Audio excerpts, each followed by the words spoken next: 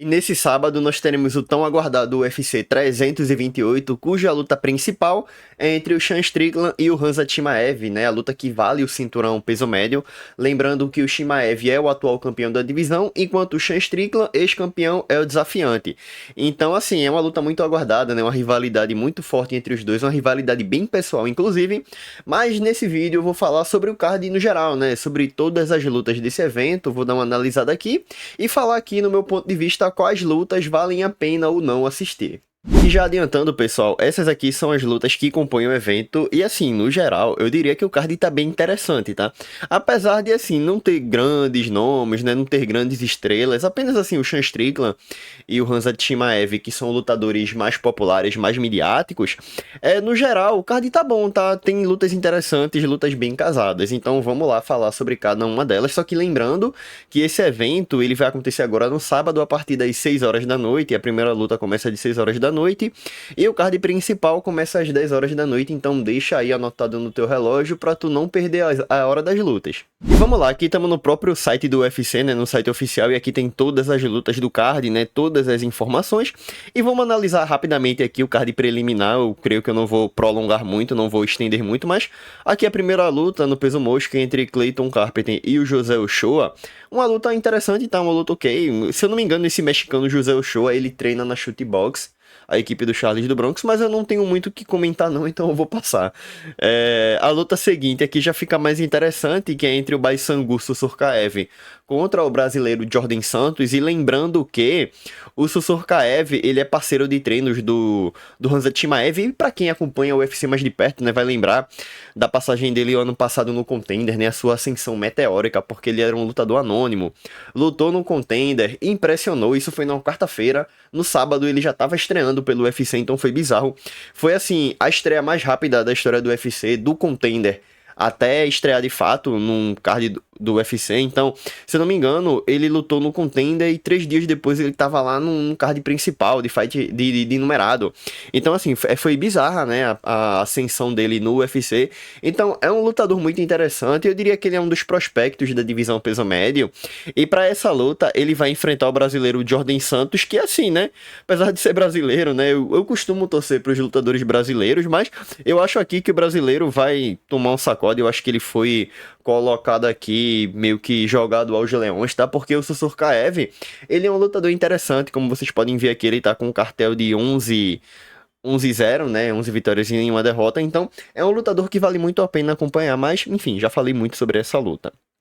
A luta seguinte é entre o Pat Sabatini e o William Gomi. Cara, eu não tenho muito o que falar sobre essa luta também não. O Pat Sabatini é um lutador interessante, o William Gomi é um lutador chato, porém competente. Lembrando que a maioria das suas vitórias são na decisão dividida, então é aquilo. Ele é um cara muito, assim, apesar dele ser um striker, ele entrega lutas bem monótonas, lutas bem chatas, então eu não gosto muito de acompanhar as lutas dele não. Então essa daqui tem potencial de ser uma das lutas mais chatas do card, tá? Então, vamos passar. E aqui, velho, as coisas começam a ficar muito boas, muito interessantes. Porque vai ser a luta entre o brasileiro Marco Túlio e o russo Roman Kopylov. E, cara, vamos lá. Essa luta eu acho muito boa porque ambos lutadores vêm de derrota, ambos lutadores são strikers, são nocauteadores, então, obviamente, eles vêm assim, querendo a todo custo voltar à coluna das vitórias, principalmente o Roman Kopylov, que vem de 2 derrotas seguidas, tá? E se ele emplacar a terceira derrota seguida, então, querendo ou não, ele vai acabar ficando com a corda no pescoço no UFC. Enquanto o brasileiro Marco Túlio, ele que é da equipe do Charles do Bronx, né? Ele também é da Chute Box, e ele chegou no UFC com a moral, né? Ele venceu 2 lutas por nocaute, enfim, ele tava numa ascensão bacana, era uma das promessas da divisão, enfim, muitos torcedores estavam colocando expectativa nele, porém na última luta ele foi brutalmente nocauteado contra o Christian Leroy Duncan, sabe? Então ele foi nocauteado, enfim, uma derrota assim, dura. O Christian Leroy Duncan, que é um ótimo lutador, mas ele vem de uma derrota brutal por nocaute, então a gente tem que ver como é que ele vai voltar para essa luta, lembrando que o Kopylov é um baita de um striker, né? Um striker muito competente, e assim, só que ao mesmo tempo eu não sei se ele é um pouco superestimado, porque eu pensei que o Roman Kopylov, ele teria um futuro melhor no UFC do que ele tá tendo, porque assim, ele vem de 2 derrotas seguidas para Paulo Borrachinha e Gregory Robocop, E assim, foram lutas que ele foi dominado, ele não entregou muita coisa. Então veremos aí qual é a do Roman Kopylov, se ele é assim, meio que uma fraude check, ou então se ele é um lutador assim, que de fato tem muito potencial ainda. Lembrando que aquela luta contra o Borrachinha, ele era favorito e acabou perdendo. E na última luta, eu acho que ele era levemente azarão contra o Gregor. Enfim, ele acabou sendo derrotado. As duas lutas foram na decisão. E é aquilo, né, velho? Sobre essa luta, sem nem dizer quem é o favorito, tá? Eu daria um leve favoritismo pro Kopylov, mas eu diria que essa luta é uma incógnita. Como eu falei, dois lutadores nocauteadores que vêm de derrota, enfim, são nocauteadores, então aqui, velho, tudo pode acontecer. Mas é aquilo. É uma luta perigosa pro Marco Túlio, tá? É uma luta perigosa porque o Roman Kopylov, ele já foi ranqueado na divisão até pouco tempo atrás. Ele tava entre os 15 melhores do peso médio. Então, o Marco Túlio vindo de derrota e já pega um Roman Kopylov, eu acho assim um pouco complicado. Só que ao mesmo tempo dá pra ver que o UFC tá dando uma certa moral pra ele, né? Colocando ele contra esse nível de adversário. Aqui a gente vai adiante, Jim Miller contra Jared Gordon. É uma luta assim, sinceramente, tô nem aí pra essa luta, tá? Jim Miller aqui é o dinossauro do MMA. O cara luta no UFC, assim, desde a era paleolítica. Toda a luta do Jim Miller, a gente fica com a impressão de que será a última na carreira dele, que ele vai se aposentar. Eu não lembro a idade dele, mas se eu não me engano, ele tá com mais de 40 anos de idade. O cara lutou no UFC 100, 200 e 300. Uma longevidade absurda, né? O que merece ser destacado, o que merece ser elogiado. Mas assim, tá bom, né? Tá bom, vai se aposentar, vai curtir a vida. O cara já fez tanto pelo esporte. Mas enfim, é só isso que eu tenho a comentar sobre essa luta mesmo. Apenas sobre a longevidade do Jim Miller, porque, enfim, tô muito interessado pra assistir, não. Aqui, Grant Dawson e Matheus Rebek. É uma luta ok, tá? O Matheus Rebek é um cara que entrega lutas muito boas. Praticamente toda a luta desse cara é uma guerra. Foi assim contra o Orobai, contra o Chris Duncan, foi contra o Ludovic Klein. Ele vem de duas derrotas seguidas, né, para Ludovic Klein e o Chris Duncan, dois ótimos lutadores. Só que para essa luta ele vai enfrentar o Grant Dawson, que é um lutador assim, não tão empolgante, é um cara marrão, a especialidade dele é na luta agarrada. Então assim, se depender do Grant Dawson, essa luta não será tão boa, tá? Essa luta não será tão boa. E aquilo. Eu acho bem provável que essa luta vá parar na decisão. Eu acho muito difícil que essa luta seja uma guerra como acho que o Matheus Rebek costuma proporcionar, justamente por causa do seu adversário, que, enfim, é um lutador nada empolgante, esse Grant Dawson. Não curto muito ele, não. E agora nós chegamos aqui, lutão agora, tá? Lutão. Yaroslav Amosov contra Roel Álvares. Cara, essa luta será muito boa, de verdade. Luta muito boa mesmo. Dois lutadores, assim, que eu diria que são promessas da divisão, apesar de não serem tão jovens, mas são dois ótimos lutadores que nas próximas rodadas a gente pode ver eles estando no ranking. Só que eu não gostei desse casamento de luta, tá? Queimar um dos dois nessa altura do campeonato. Eu não gostei muito do casamento de luta, não. Eu queria que eles fossem crescendo de forma separada. Eu gostaria de ver os dois no ranking, né? Dois ótimos lutadores. E sobre o Yaroslav Amosov, né? Caso você não conheça, ele era campeão do Bellator. Aí ele acabou, enfim, saindo do Bellator por questões contratuais. Aí ele chegou no UFC, fez apenas uma luta, atropelou o Neil Magny. Então, ele é um baita de um lutador. E o cartel dele não mente. Então, olha o cartel desse cara. O maluco tem 29 vitórias e apenas uma derrota. Até pouco tempo atrás, ele tinha uma das maiores invencibilidades do UFC. Se eu não me engano, ele era 26 ou 27-0. Até o dia que ele foi nocauteado. Eu não tô lembrado, velho, contra quem ele foi nocauteado. Se eu não me engano, foi contra o irmão do Leon Edwards. Enfim, deixa eu pesquisar aqui pra não passar informação falsa. Aqui, galera, esse foi o dia que ele perdeu a invencibilidade dele contra o Jason Jackson, quando ele foi nocauteado. E eu errei feio, tá? Eu confundi o Jason Jackson contra o Fabian Edwards. Enfim, foi esse o dia que ele perdeu a invencibilidade e ele tinha um cartel 27-0 e essa era uma das maiores invencibilidades do MMA até então. Enquanto o Joel Álvares, ele é um lutador que veio da divisão de baixo, ele era do peso leve, porém ele tinha muita dificuldade pra bater o peso, tá? Até porque vocês podem ver aqui, ele é um cara com 1,87 de altura, quase 1,90.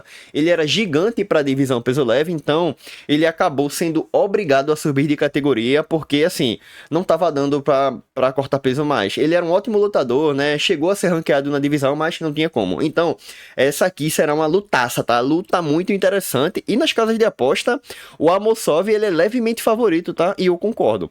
E agora chegamos na última luta do card preliminar entre Atiba Gautier e Ozzy Dias. O Atiba Gautier, que é favoritaço pra essa luta, e de fato eu acho que ele vai ganhar.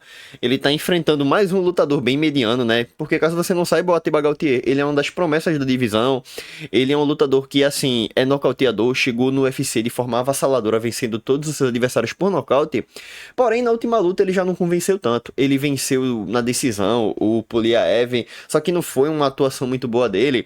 Só que o pior de tudo, assim, o que eu mais fico incomodado é os casamentos de luta que o UFC dá pro Atiba Gautier. Até agora ele não foi testado de verdade, não pegou um lutador, sim, perigoso entre os ranqueados, porque, por exemplo, deixa eu descer aqui a gente tá vendo Roman Kopilov e Marco Túlio, dois lutadores da mesma divisão, dois lutadores perigosíssimos que vão se enfrentar, enquanto o Atiba Gautier, ele vai pegar um dos piores ranqueados da divisão. Então, assim, eu acho que o UFC tá pegando muito leve com ele, eu acho que dava pra dar um casamento melhor pro Atiba Gautier. E assim, até agora eu não sei muito o que esperar da ascensão dele no UFC por causa disso, porque ele não foi testado de verdade. Ele tá pegando os lutadores bem meio de tabela pra baixo e tá nocauteando. Então, assim, pra mim isso não é parâmetro de comparação, lembrando que essa é a última luta do card preliminar, até porque logo na sequência entramos no card principal e essa luta vai ser muito boa, tá?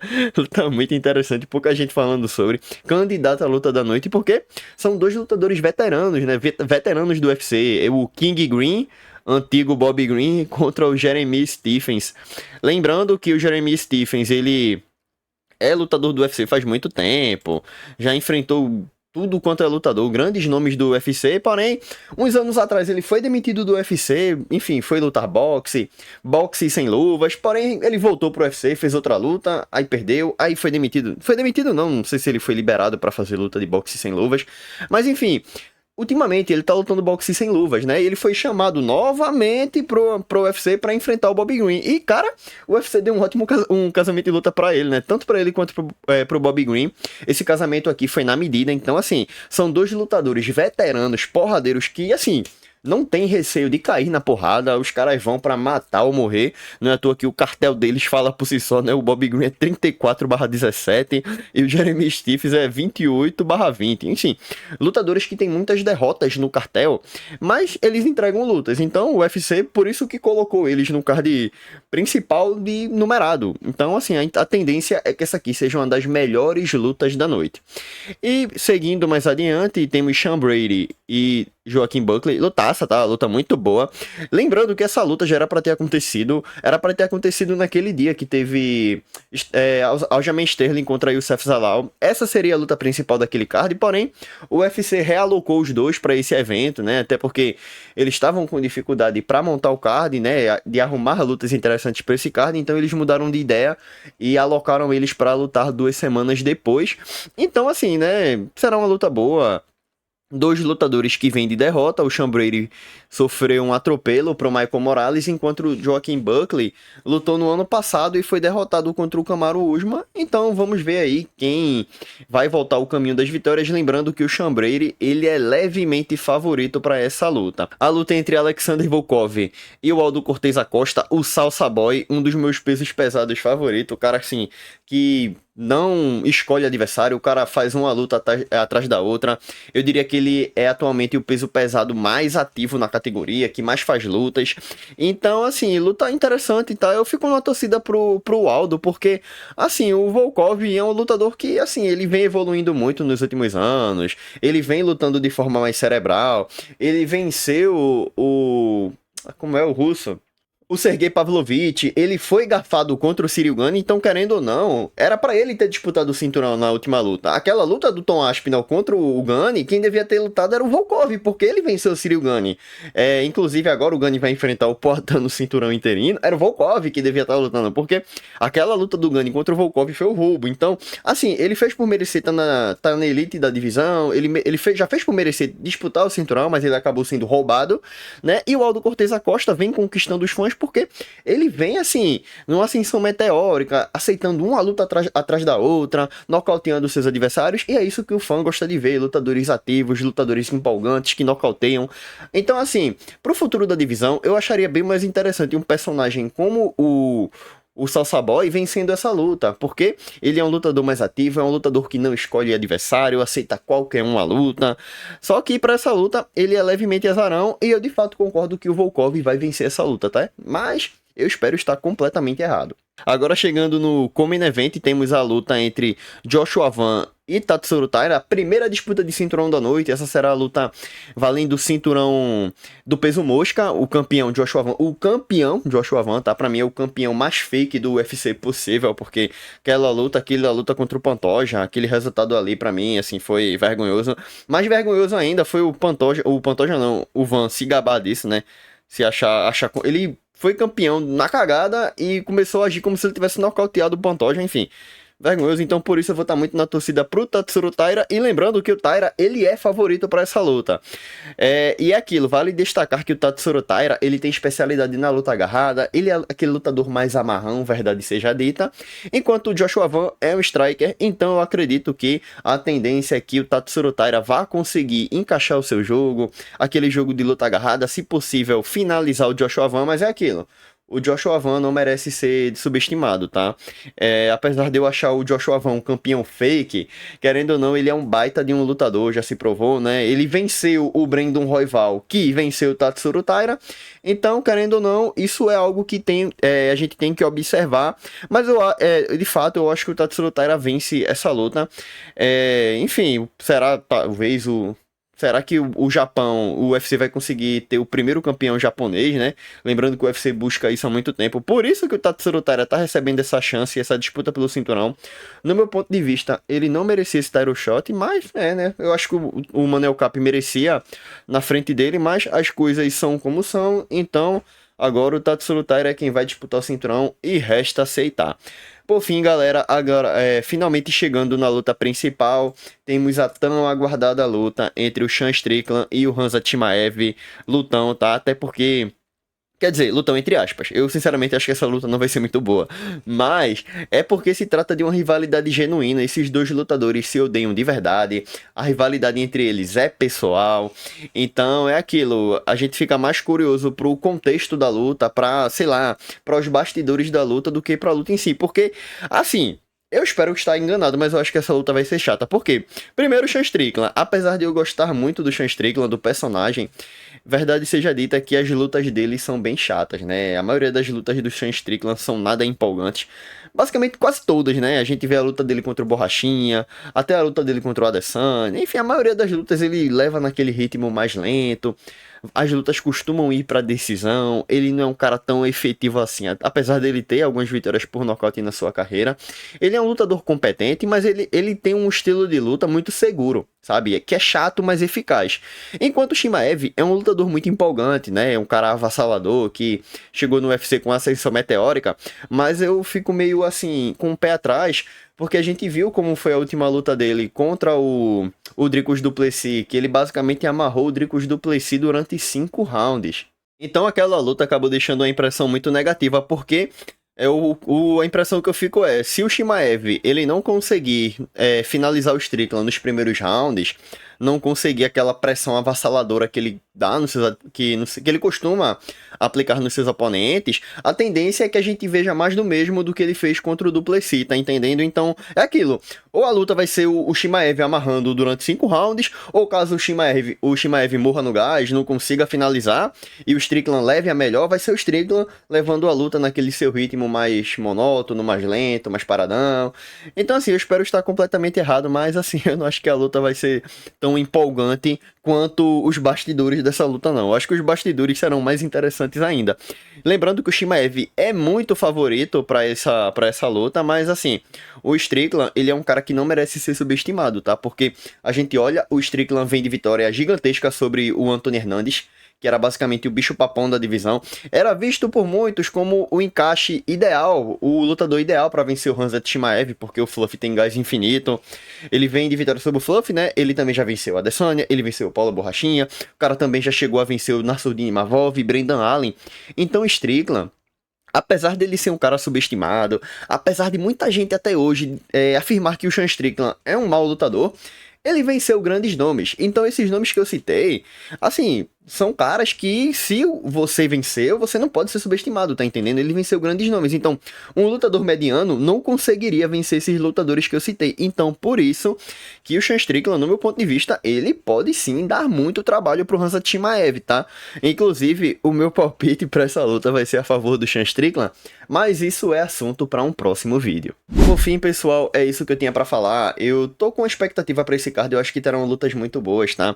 Eu, particularmente, né, eu sou daqueles que assistem as lutas o card do início ao fim, eu assisto todas as lutas do evento, e com esse card não será diferente, mas e aí, velho, o que é que você achou desse vídeo? O que é que você achou das minhas opiniões, né? E quais são as suas, qual é a sua visão a respeito das lutas desse card? Enfim, você tá empolgado como eu? Você acha que tá um card chato, meia boca? Enfim, pode deixar a sua opinião aí nos comentários se você concordou e principalmente se você discordou de mim, né?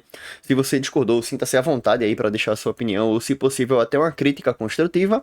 E só para finalizar, eu gostaria de pedir para que, já que você chegou aqui, você deixasse o seu like e se inscrevesse no meu canal, porque vai ajudar bastante aqui na continuidade desse tipo de conteúdo. Aproveita aqui também e vê os vídeos que eu falei a respeito do Carlos Prates, da vitória dele contra o Jack Della Maddalena, e também o outro vídeo que eu postei sobre como tá o cenário da divisão e como que o Carlos Prates ele tem que torcer a todo custo pro Ian Gale e vencer o Islam Makhachev. Mas por fim é isso. Obrigado pela sua audiência, pela sua companhia e até a próxima.